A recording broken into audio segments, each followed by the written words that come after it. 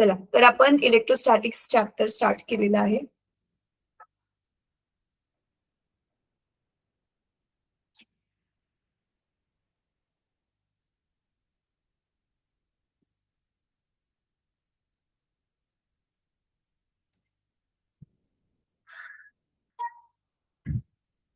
काल आपण बघितलं की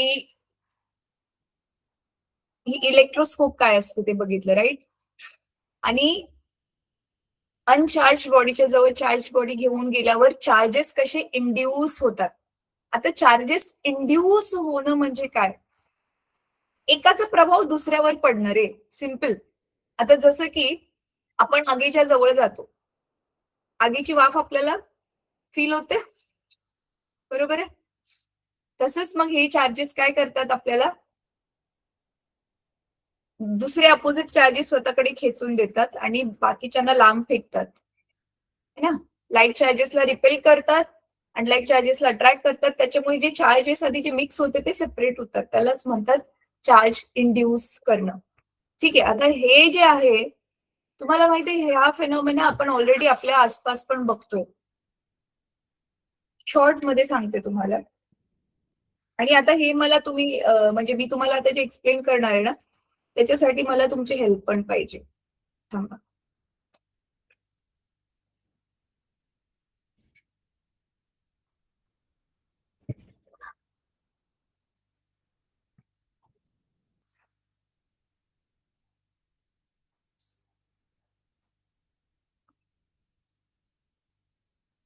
बघा,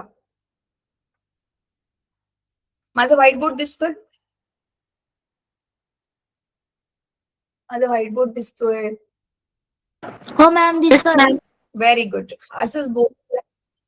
तर ही समजा आपली अशी जमीन आहे, ठीक आहे? ही जमिनीवरती अशी झाडं आहेत, ही अशी इकडे घरं आहेत. आणि मुलांनो, पावसाळ्यामध्ये माहिती काय होतं? पावसाळ्यामध्ये ढग जमा झालेले असतात वरती, बरोबर आहे? आणि पाऊस पडत असतो. मग होतं काय माहिती, हे ढग जे आपसामध्ये आहेत ना, असे चिटकलेले असतात, तर हे ढग एकमेकांशी घासले जातात. शिवाय ज्यावेळी पाऊस पडतोय आणि हवा वरती वाहते कधी कधी, किंवा हवा ज्यावेळी जोरात वाहते, त्यावेळी काय होतं ना, हवेचं आणि पावसाचे जे ड्रॉपलेट्स आहेत, पाण्याचे जे बिंदू आहेत, त्यांचं आपसामध्ये घर्षण होतं. घर्षण झाल्यामुळे मग काय होतं माहितीये, ते पॉझिटिव्ह निगेटिव्ह चार्जेस काय होतात, सेपरेट होतात. आणि मग काय होतं, सेम इथे क्लाउड्स मध्ये पण घर्षण झाल्यावरती पॉझिटिव्ह निगेटिव्ह चार्जेस जे मिक्स होते ते सेपरेट होतात.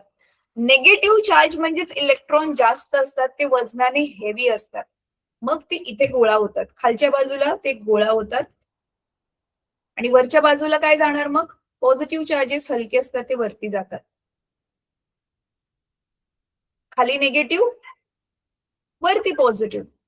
आणि त्याच्यामुळे काय होतं, ज्यावेळी मग हे वाले जे ढग आहेत ना, आपल्या जमिनीच्या खूप जवळ येतात ना, जमिनीच्या आतमध्ये पण पॉझिटिव्ह निगेटिव्ह चार्जेस आहेत. पण हे निगेटिव्ह चार्ज जवळ आल्यामुळे एकदम जमिनीच्या, मुलांना कुठला चार्ज वरच्या बाजूला येईल आणि कुठला चार्ज लांब फेकला जाईल, सांगा बरं? क्लाउड्स जमिनीमधून कुठला चार्ज स्वतःकडे खेचतील, लवकर सांगा. पॉझिटिव्ह. येस, हे स्वतः निगेटिव्ह आहेत, तर मग जमिनीमधला पॉझिटिव्ह चार्ज असं वरच्या बाजूला येतो. जमीन जी आधी न्यूट्रल होती, प्रभार रहित होती, ती पॉझिटिव्हली चार्ज बनते आणि निगेटिव्ह चार्ज लांब खेचला जातो. आणि मग आता इथे निगेटिव्ह चार्ज आहे, खाली पॉझिटिव्ह चार्ज आहे, मग त्याच्या दोघांमध्ये काय होणार, अट्रॅक्शन. अट्रॅक्शन होणार की नाही? हो मॅम. हा, मग त्याच्यामुळे हे अट्रॅक्टिव्ह फोर्स ज्यावेळी खूप जास्त होतो, हा निगेटिव्ह चार्ज ट्रॅव्हल करून पॉझिटिव्ह चार्ज कडे जातो, म्हणजे निगेटिव्ह चार्ज ढगामधून निघून जमिनीकडे येतो. आणि हेच आपल्याला ते विजेचा जो स्पार्क आहे त्याच्या फॉर्म मध्ये दिसतं, आणि आपण म्हणतो त्याला वीज चमकली. वीज जी आहे खास करून ढगांमध्ये जास्त दिसते, कारण ढगांमध्ये पण बघा, हा पॉझिटिव्ह इकडे निगेटिव्ह कडे अट्रॅक्ट होणार ना, बरोबर आहे. निगेटिव्ह पॉझिटिव्ह अट्रॅक्ट होतात, मग इथे वीज चमकते आणि मग कधी कधी हे निगेटिव्ह चार्जेस उतरून जमिनीवर पडले आणि एकत्र खूप सारे चार्जेस जमिनीवर पडले की आपण काय म्हणतो, वीज पडली. तुम्ही अशा काही काही घटना ऐकलीत की वीज खाली पडली जमिनीवर आणि त्याच्यामध्ये मग काही माणसं मेली? हा मॅम ऐकलंय. तर this is what is happening. ठीक आहे. Charges are induced. कळते? कळते?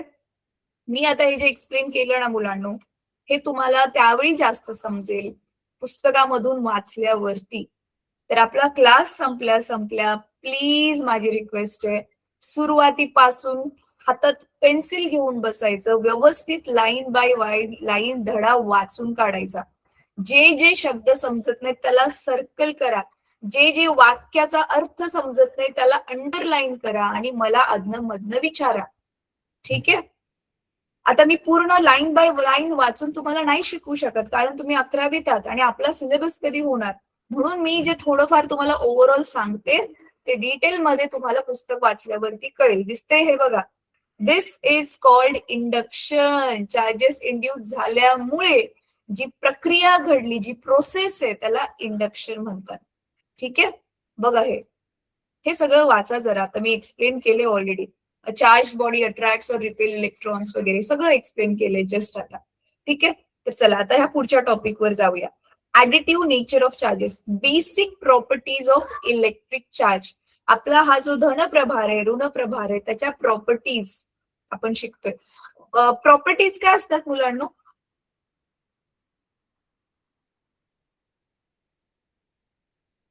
प्रॉपर्टीज काय असतात?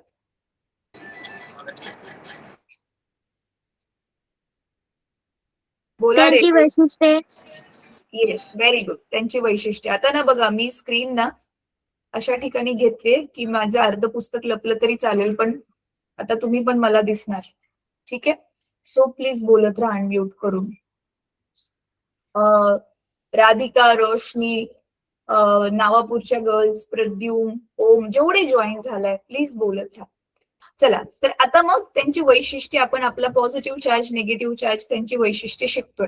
ऑलरेडी जे तुम्हाला 6वी पासून वैशिष्ट्ये शिकत आलाय काय काय, कोण सांगेल मला क्विकली त्यांची काय वैशिष्ट्ये आहेत? सांगा बरं.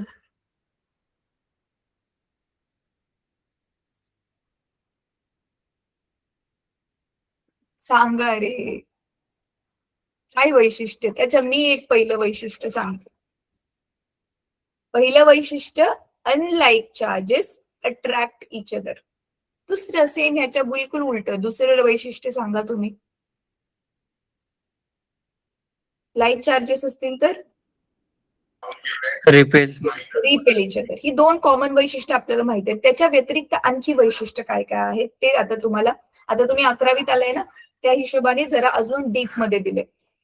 बघा, additive nature of charge. Additive nature म्हणजे काय?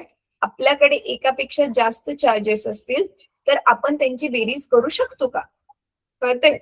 एक चार्ज असेल, 2 चार्ज असतील, 3 चार्जेस असतील तर काय करायचं? बघा, electric charge is additive similar to mass. जसं आपण 5 किलो डाळ आहे, त्या 5 किलो डाळीत अजून 5 किलो डाळ टाकली की टोटल मग 10 किलो डाळ होते. तसंच माझ्याकडे 1 इलेक्ट्रॉन आहे, त्याच्यामध्ये मी अजून 5 इलेक्ट्रॉन टाकले तर सगळ्यांची एकूण मग चार्जची आपण बेरीज करू शकतो. ठीक आहे. आता हे ऍडिटिव्ह आहे म्हणजे हे डायरेक्ट 1 2 3 4 आपण ऍड करतो अशातला भाग नाहीये मुलांना. आता उदाहरणार्थ बघा, ओम, हे मला तुला विचारायचंय बेटा, एका इलेक्ट्रॉनवर किती चार्ज असतो? चार्ज, अच्छा, सगळ्यात आधी मला सिंपल क्वेश्चनचं हे आन्सर द्या. जसं मला सगळ्यांकडनंच हे अपेक्षित आहे, जसं मास आपण केजी मध्ये मोजतो किंवा ग्रॅम मध्ये मोजतो, बरोबर आहे?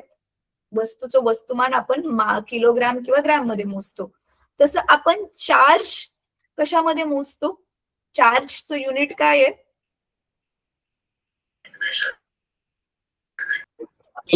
क्लोम. Yes, coulomb, right. आणि आपण त्याला शॉर्ट मध्ये काय लिहितो? सी. हा, आता हा प्रश्नाचं उत्तर बघू कोण कोण देते. तर आपला जो ऍटम आहे, ऍटम मध्ये असतो प्रोटॉन, इलेक्ट्रॉन आणि न्यूट्रॉन. बरोबर आहे. प्रोटॉनवर असतो पॉझिटिव्ह चार्ज, इलेक्ट्रॉनवर असतो निगेटिव्ह चार्ज आणि न्यूट्रॉनवरती कुठला चार्ज नसतो. तर आता प्रोटॉन वरती आपण त्याला P प्लस म्हणतोय, त्याच्यावरती किती कुलोम्ब चार्ज असतो? किंमत माहिती आहे त्याची तुम्हाला? इलेक्ट्रॉन वरती पण किती कुलोम्ब चार्ज असतो? निगेटिव्ह आहे ठीक आहे, पण किती कुलोम्ब आहे? 5 कुलोम्ब आहे, 10 कुलोम्ब आहे, किती कुलोम्ब चार्ज आहे? ह्याचे उत्तर मला तुमच्याकडनं नेक्स्ट वीक मध्ये पाहिजे. कळतंय? होमवर्क साठी नोट करून घ्या. रॅन्डमली मी कोणाला पण विचारेल, मला उत्तर पाहिजे तुमच्याकडनं ह्याचं. मी आता ज्यांना ज्यांना बोलली सगळ्यांना, ज्यांना ज्यांना समजलं मी काय होमवर्क दिला तुम्हाला आता, जस्ट हँड रेज करा. ओके, राधिकाने हँड रेज केलाय. बाकीच्यांना नाही कळलं? ओमला पण कळलं. गुड.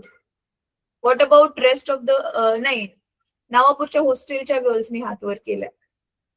राधिकाने फर्स्ट हँड रेज केला, नावापूरच्या गर्ल्सनी केला. बाकीच्यांचं काय होमवर्क काय कळलं नाही मुलांना? नाही कळलं, परत एकदा सांगते. ओके, बादल वालवी म्हणून कोणीतरी जॉईन केले, त्यांनी पण हात वर केला. बघा, प्रोटॉन वरती किती कुलोम्ब चार्ज आहे, इलेक्ट्रॉन वरती किती कुलोम्ब चार्ज आहे आणि न्यूट्रॉन वरती जरी प्रभार रहित असला तरी त्याच्यावरती चार्ज आहे का कुलोम्ब मध्ये, हे पण जरा फाइंड आउट करा आणि मला तुम्ही नेक्स्ट आठवड्यामध्ये जो आपला पिरियड असेल त्याच्यामध्ये उत्तर द्यायचं.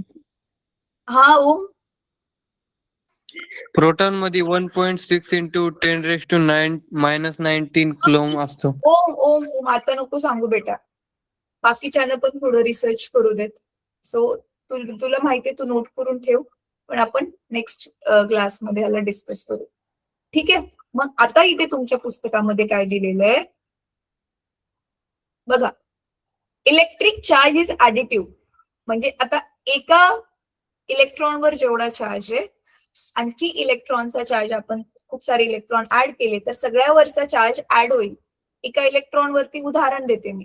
ठीक आहे, हे किती आहे ते तुम्ही फाइंड आउट करणार आहात, पण तुम्हाला समजण्यासाठी मी उदाहरण देते. सगळ्यांनी उत्तर द्या. माझ्याकडे एक इलेक्ट्रॉन आहे आणि त्या समजा एका इलेक्ट्रॉनवर -5 कुलोम्ब चार्ज आहे. किती चार्ज आहे? -5 कुलोम्ब. त्या एका इलेक्ट्रॉन मध्येच आता मी 10 इलेक्ट्रॉन आणखी टाकले, तर what is the total charge now?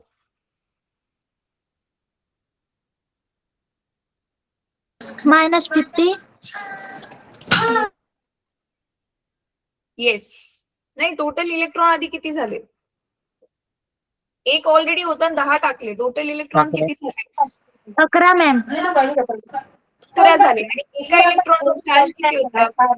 -5 column. हा, मग आता टोटल किती झाला charge? -55. -55 coulomb is the answer. कळलं? ह्या स्टेटमेंटचा अर्थ हा आहे की इलेक्ट्रिक चार्ज इज ऍडिटिव्ह, म्हणजे आपण त्याला ऍड करू शकतो गणितामध्ये जसं करतो तसं. The total electric charge on the object is equal to the algebraic sum of all the electric charges. Algebraic sum म्हणजेच अल्जेब्रामध्ये जसं ऍड करतो तसंच, आता जसं जस्ट आपण केलं same. Distributed on different parts of the object. एकच वस्तू आहे, त्याच्या वेगवेगळ्या पार्ट वरती तो चार्ज डिस्ट्रीब्युटेड, आपण त्याला ऍड करू शकतो. म्हणजे काय? आता नीट बघा. समजा माझ्याकडे ही प्लास्टिकची स्केल आहे. माझ्याकडे. हा, रोशनी बोल, तो हातवर केलेला. तर माझ्याकडे प्लास्टिकची स्केल आहे, त्याला मी ड्राय केसांवरती घासली आणि आता ती चार्ज्ड बॉडी बनली आहे, राईट? आता त्या बॉडीवरती समजा असं खूप सारे निगेटिव्ह चार्जेस जमा झाले. किती आहेत? 1 2 3 4 5 6 7. तसे खूप असतात. आपण एक्झाम्पलला सोपं बनवण्यासाठी समजा मी हे 7 घेतले, चला 8 घेऊया. मग एक चार्ज इकडे, एक चार्ज इकडे, म्हणजे पूर्ण बॉडीवर ही चार्ज कुठे जरी पसरली असले तरी हा पूर्ण बॉडीचा आपल्याला चार्ज काढण्यासाठी ह्याचं प्रत्येकाच्या चार्जला आपण काय करणार, ऍड करणार, असं त्याचा अर्थ आहे. इझी. से फॉर एक्झाम्पल हा चार्ज जो आहे तो 2 कुलूम आहे, तर ह्याचा 2 कुलूम, ह्याचा 2 कुलूम, ह्याचा सगळ्यांचं मिळून आपण मग टोटल काढणार. तर हा त्याचा अर्थ आहे. ठीक आहे. Total charge distributed on the body. It may be pointed out that while taking the algebraic sum, the sign positive or negative of the electric charges must be taken into account. जसं आता मगाशी आपण -55 कुलूम काढलं ना, charge positive आहे की negative आहे त्याचं साईन पण आपण टाकणार. निगेटिव्ह चार्ज असेल तर मायनस साईन देणार, पॉझिटिव्ह चार्ज असेल तर त्याला आपण काय करणार, प्लस साईन देणार. आता समजा मुलांनो, नीट बघा हा, आता ह्याचा अजून एक काय अर्थ आहे. समजा आता माझ्याकडे एक अशी बॉडी आहे,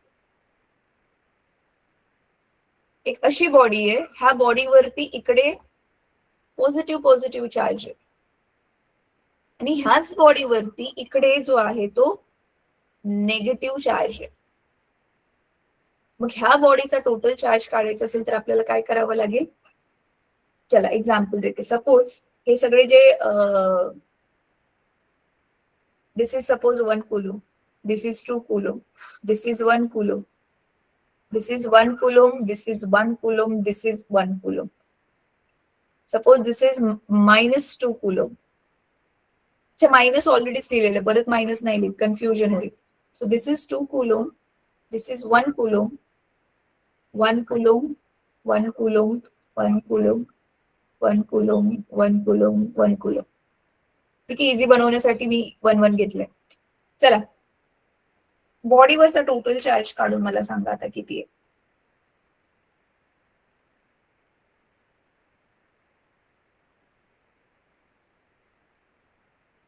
Come on, tell me, what is the total charge on the body?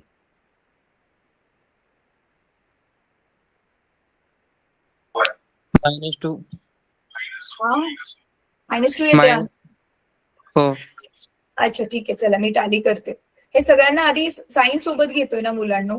तर हे 1 आणि 2 3 4 5 6 7 म्हणजे पॉझिटिव्ह चार्ज झाला +7 आणि हे मायनस वाले किती आहेत, 2 3 4 5 6 7 8 9. Yes, so -9 coulomb. Yes, absolutely. So -2 coulomb. कळलं? हे तेच सांगितलंय की सगळ्या चार्जचं हे अल्जेब्रिक सम घेणार आणि विथ साइन आपण घेणार. म्हणून मग ओव्हरऑल टोटल चार्ज आपला किती मिळाला, बॉडीचा चार्ज किती मिळाला, -2 कुलूम. ठीक आहे. मग बघा ऍक्च्युअल मध्ये हे बॉडीमध्ये किती जरी चार्जेस असले तर टोटल चार्ज जेवढा आहे तेवढाच त्या बॉडीवरती, पूर्ण बॉडीवरती टोटल चार्ज तेवढंच काम करतोय असा त्याचा अर्थ होतो. ठीक आहे. आता पुढे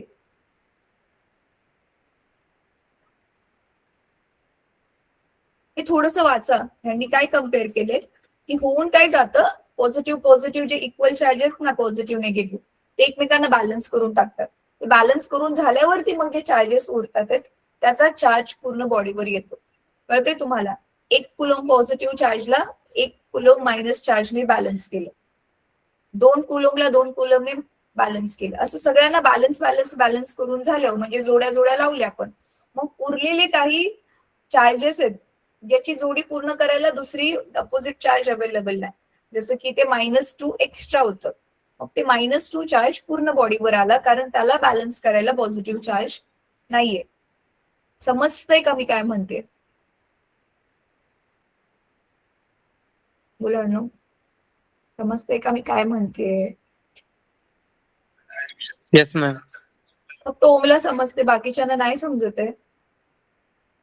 हो मॅम, समजत आहे. हा, आणि हे आता इलेक्ट्रोस्कोप जे होतं ना, गोल्ड इफेक्ट इलेक्ट्रोस्कोप, हे आपण कालच केलेलं होतं. ठीक आहे. आता खालचं बघूयात आपण.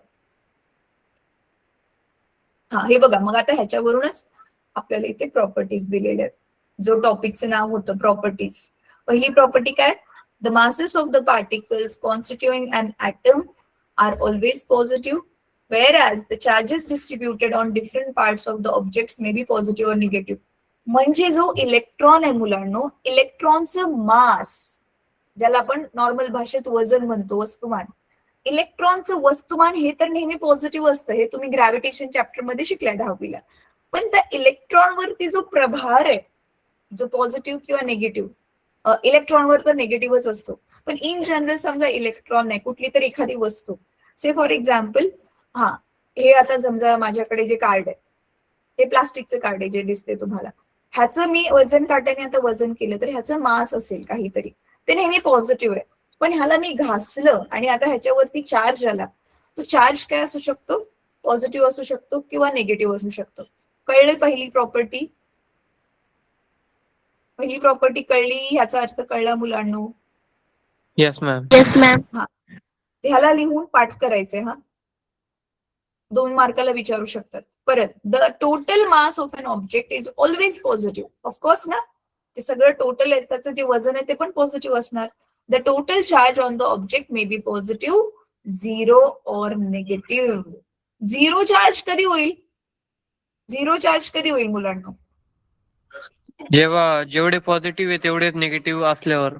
Yes, absolutely. जसं की ऍटम, आपला जो ऍटम आहे, अणु आहे, तुम्ही त्याच्या प्रॉपर्टी ज्यावेळी शिकलेला 8वी मध्ये 9वी मध्ये, ऍटम इज इलेक्ट्रिकली न्यूट्रल. अणु हा उदासीन असतो. हे आठवतं वाक्य तुम्ही शिकलेलं? म्हणजे काय, अणुच्या आतमध्ये जेवढे धनप्रभारित प्रोटॉन आहे तेवढेच त्याच्या भोवती इलेक्ट्रॉन फिरतात आहेत.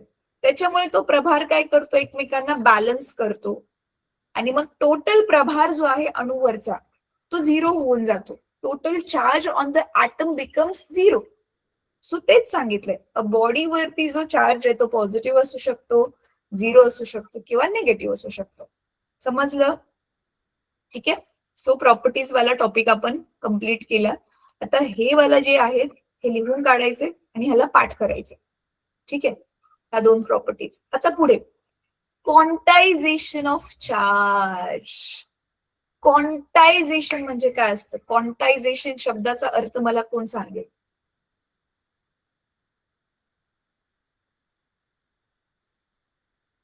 लवकर लवकर. What is quantization?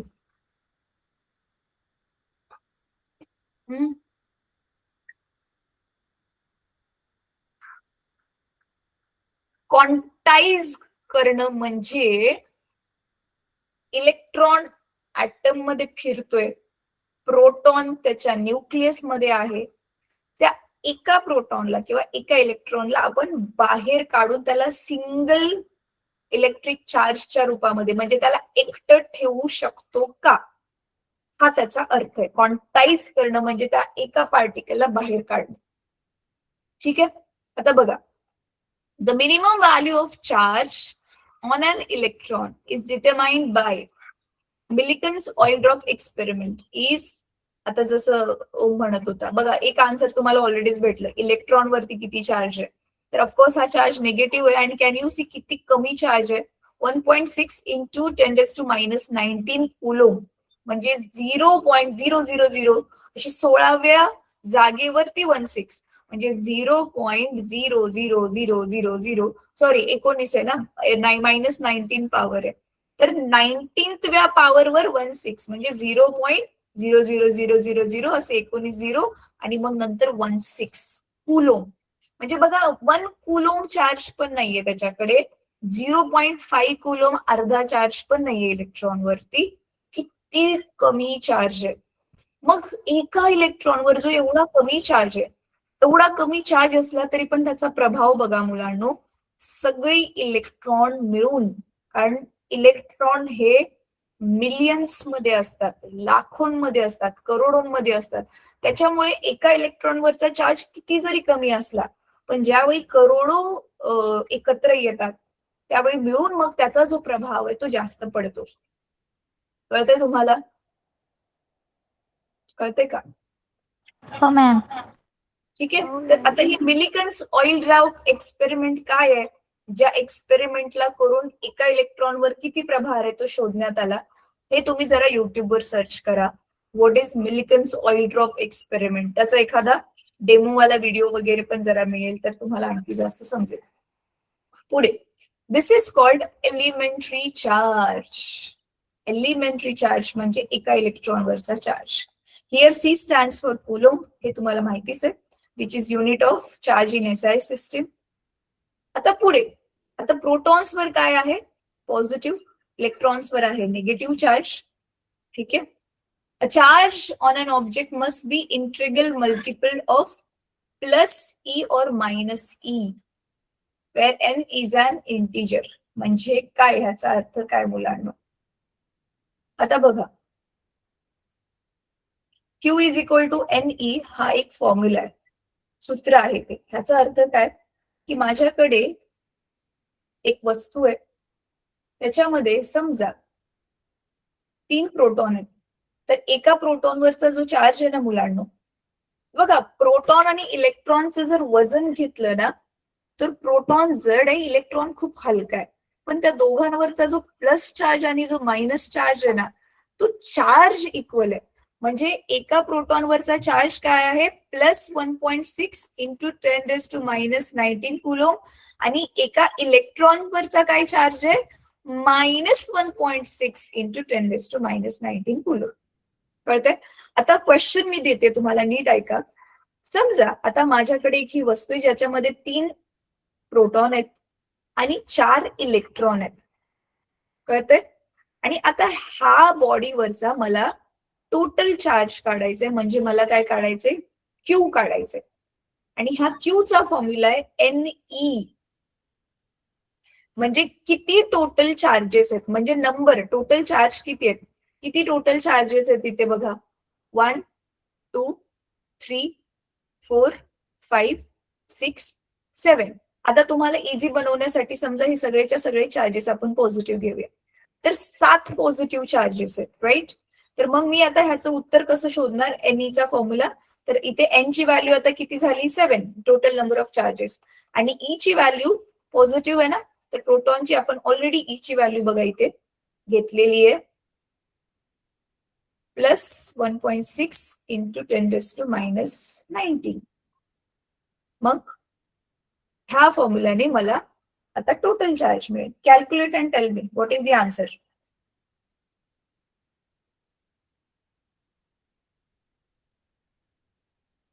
सोळाचा पाडा येत नाही, 16 सत्ती किती?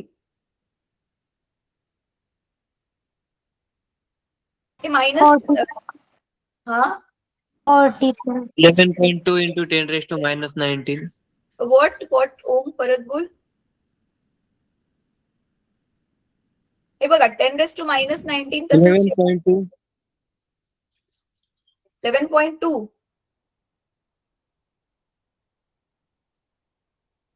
हा ठीक आहे. सो 1.6 ला 7 ने मल्टिप्लाय केलं आणि 10⁻⁻19 तसंच ठेवलं. So this is the charge on this body. Easy. Q is equal to NE सूत्र मी कसं वापरलं कळलं. आता एक गणित तुमच्यासाठी.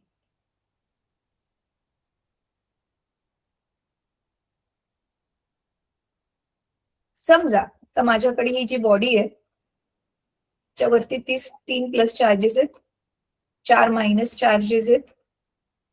ठीक आहे. आणि आता तुम्हाला क्यू काढायचंय. आणि ऑलरेडीच तुम्हाला माहितीये पॉझिटिव्ह चार्ज साठी पण चार्ज काय घेणार तुम्ही? 1.6 इंटू 10⁻⁻19 प्रोटॉनचा चार्ज. आणि इलेक्ट्रॉनचा घेणार 1.6 into 10⁻⁻19 coulomb.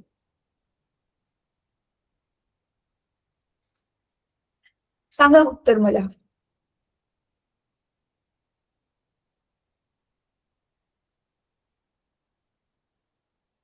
Find out the charge, total charge present on the body.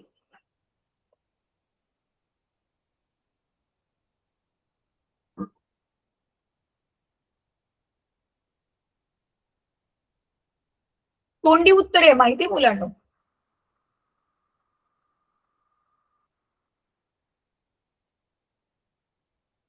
करायची कॅल्क्युलेशन पण गरज नाही, तोंडी उत्तर आहे. जरा डोकं वापरा. आता जे आपण प्रॉपर्टीज घेतल्या ऍडिटिव्ह वगैरेच्या त्या सांग. 3.2 into 10⁻⁻19. परत बोलो. 3.2 into 10⁻⁻19. नाही, बिलकुल पण नाही.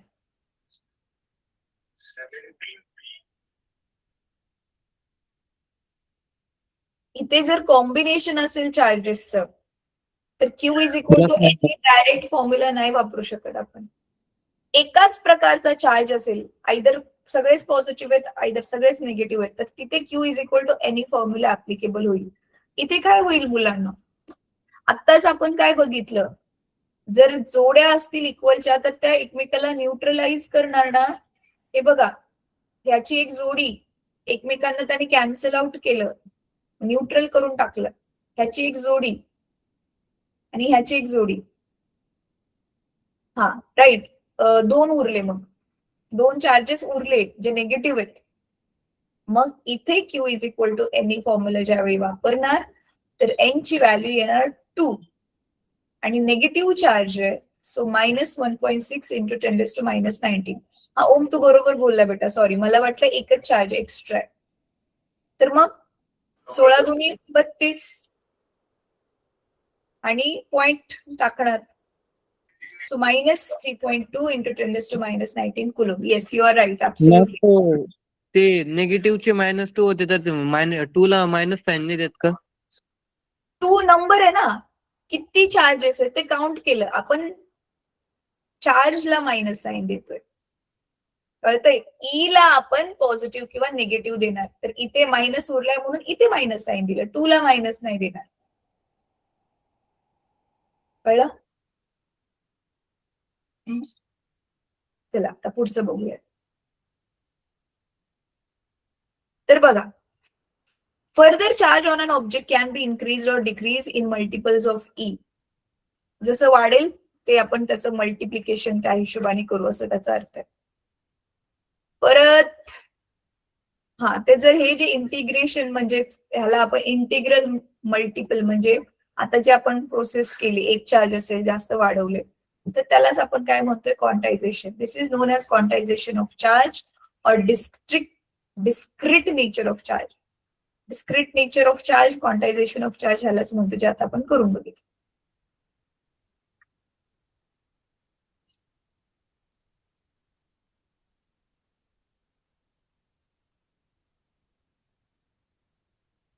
इथे ना आता मी जे एक्सप्लेन केलं तेच दिलंय.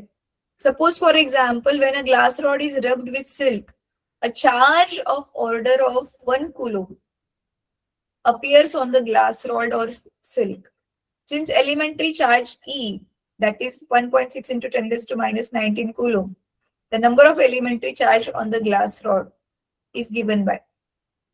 म्हणजे याचा अर्थ काय मुलांनो, ह्यांनी मोजून बघितले, आपला जो नॉर्मली ग्लास रॉड आहे म्हणजे आपली काचेची कांडी आहे, तिला सिल्क वरती, खरं वालं सिल्क का घासलं तर त्या सिल्क वरती किंवा ग्लास रॉड वरती किती चार्ज निर्माण होतो, तर तो निर्माण होतो 10⁻6 आणि एका पार्टिकलचा चार्ज किती, एवढा. तर ह्याचा अर्थ त्यांना घासल्यामुळे टोटल किती चार्जेस निर्माण झाले, त्या चार्जेसची संख्या म्हणजे नंबर एन आता काढला, तर टोटल चार्ज किती निर्माण झालाय, एका चार्ज वरती किती व्हॅल्यू आहे, ह्या दोघांचा मग भागाकार केला की मग हा आपल्याला नंबर मिळाला. याचा अर्थ दिसते तुम्हाला मुलांनो, किती इलेक्ट्रॉन्स तिथे प्रेझेंट आहेत, 6.25 इंटू 10⁻12. म्हणजे किती आले शून्य, काढाबर किती शून्य आले,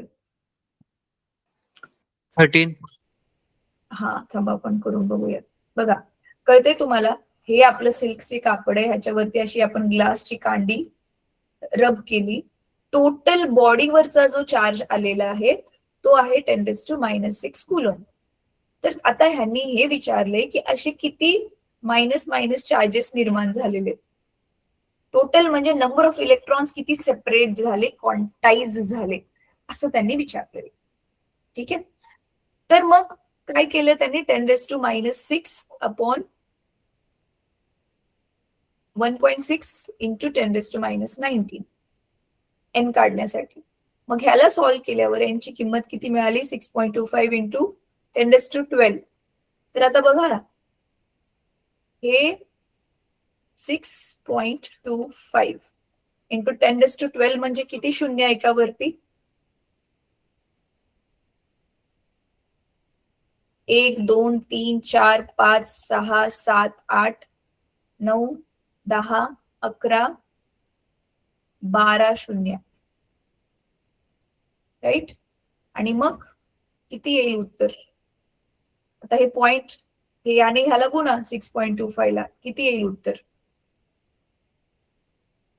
625 बरोबर पॉइंट नंतरची 2 घरे, तर 2 झिरो कट करा आणि उरलेले सगळे झिरो याच्यावर टाकून द्या. 1 2 3 4 5 6 7 8 9 झिरोज. 1 2 3 4 5 6 7 8 9. आणि मग आता ह्याला आपण जर लॅक्स मध्ये वगैरे करायचं बघितलं तर मग हे झालं हजार, हे झालं लाख, हे झालं करोड. करोड नंतर किती असतं? अरब ना. अरब आणि खरब. किती मुलांना? म्हणजे 6 खरब 25 अरब एवढे नंबरचे इलेक्ट्रॉन्स आपण रब केल्याने गोळा झालेत त्याच्यावर. हा त्याचा नंबर आहे. आणि मग तुम्ही बघू शकता एका इलेक्ट्रॉनवर खूप कमी जरी चार्ज असला तरी हे खरब इलेक्ट्रॉन मिळून टोटल चार्ज किती निर्माण करतात? 10⁻⁻⁶, जो की आपण बघू शकतो, त्या चार्जला अनुभव करू शकतो. स्केल पण घासल्यावरती तो चार्ज आला हे पेपर चिटकल्यावर दिसतं की नाही आपल्याला.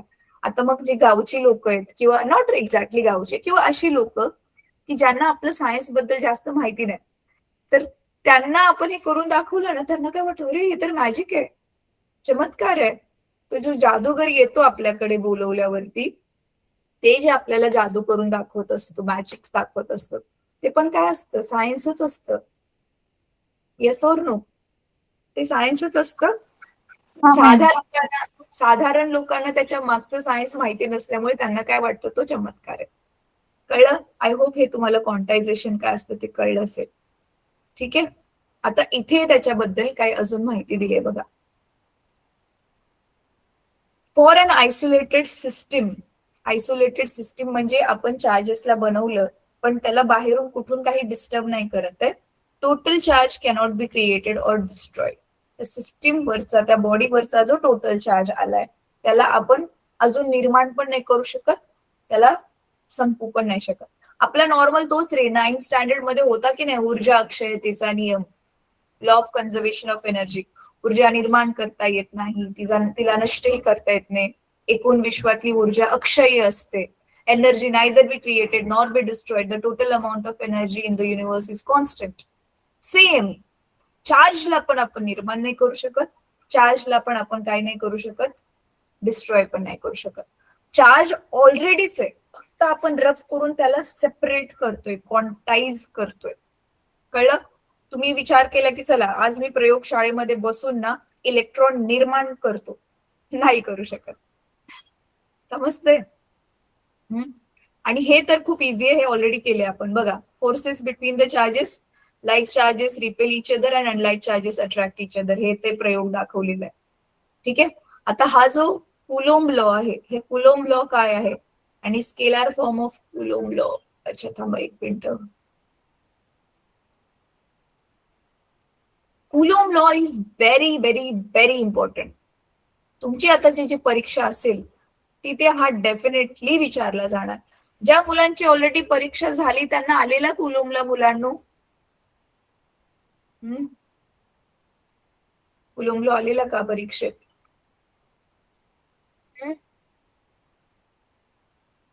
नाही आलेला? चला कुलोम्ब लॉ सांगते तुम्हाला आणि त्याच्यानंतर मग आपला आजचा क्लास संपूया. हे स्टेटमेंट ना मला हवंय कोणीतरी एकाने ना वाचून द्यावं. एक कोणीतरी रीड करा हे स्टेटमेंट पटकन. कोण रीड करेल? ते बघा, इथून खालून ते इथपर्यंत आहे, ते बिटवीन देम इथपर्यंत आहे ते. तर कोणीतरी एकाने वाचा. योगिता क्लासमध्ये आज जॉईन नाही झाली वाटतं. बरं ठीक आहे, दुसरं कोणीतरी वाचा मुलांना.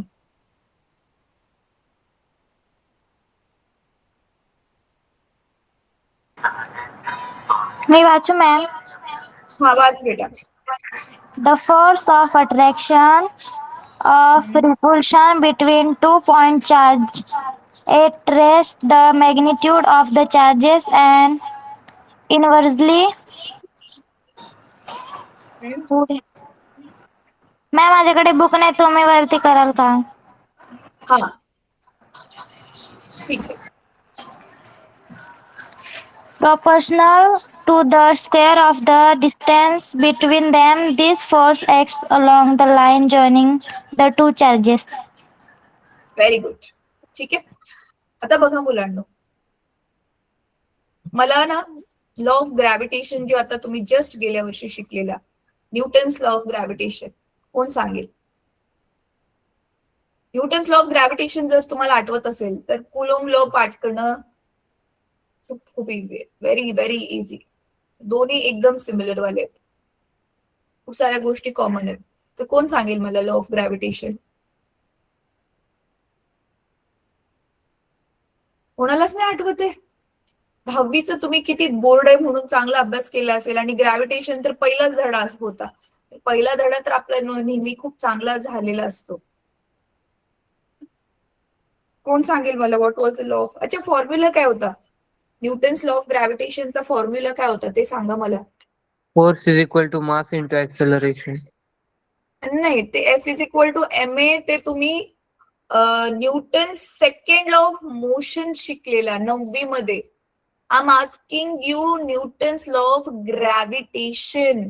एक वस्तू आहे, दुसरी वस्तू आहे, त्या दोन्ही वस्तू एकमेकांना एका फोर्सने स्वतःकडे अट्रॅक्ट करतात.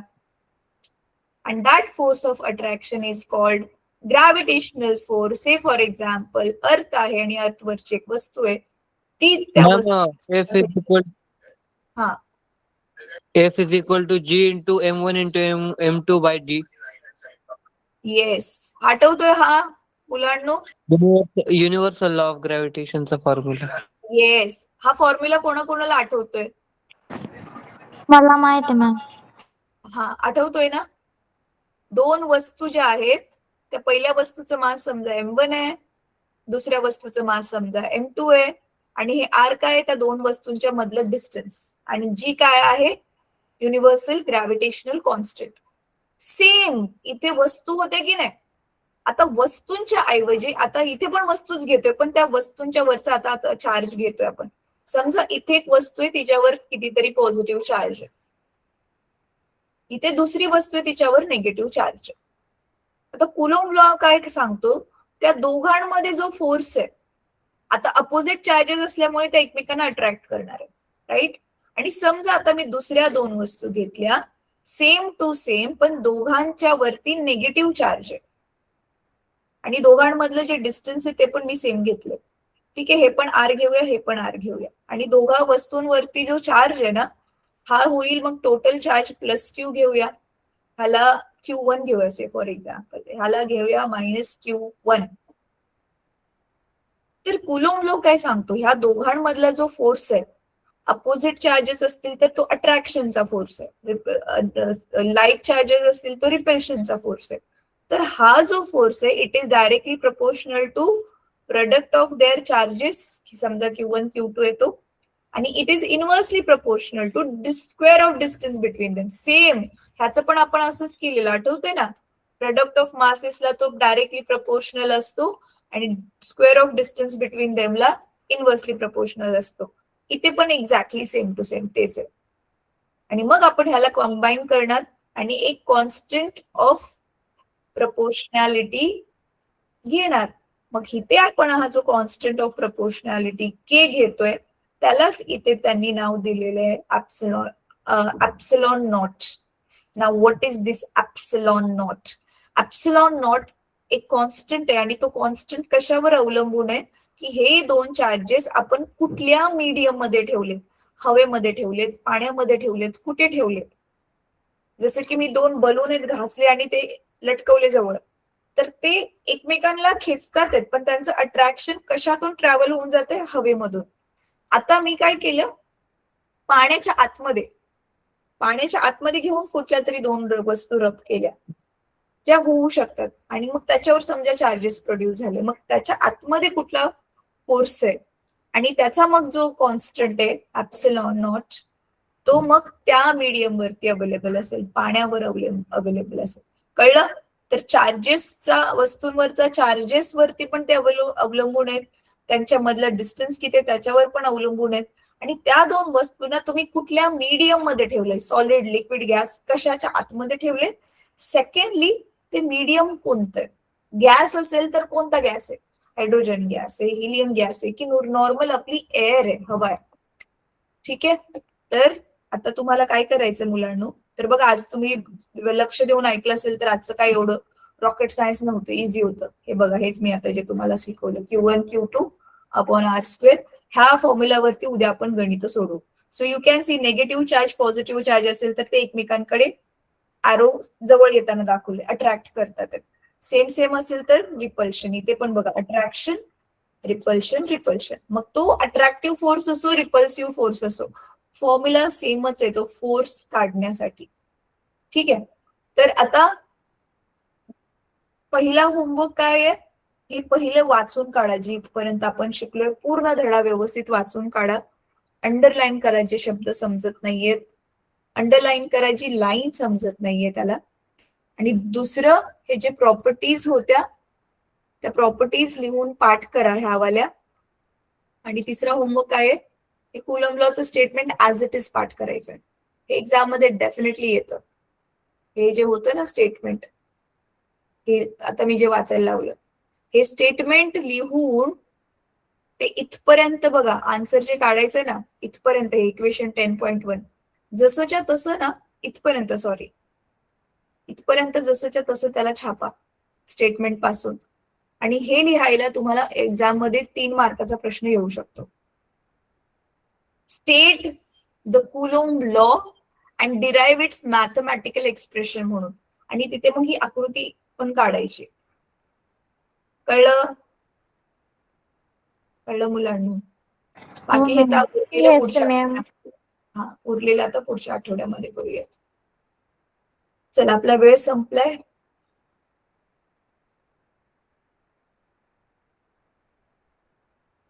चला thank you so much for joining मुलांना. पुढच्या आठवड्यात भेटू आपण आता.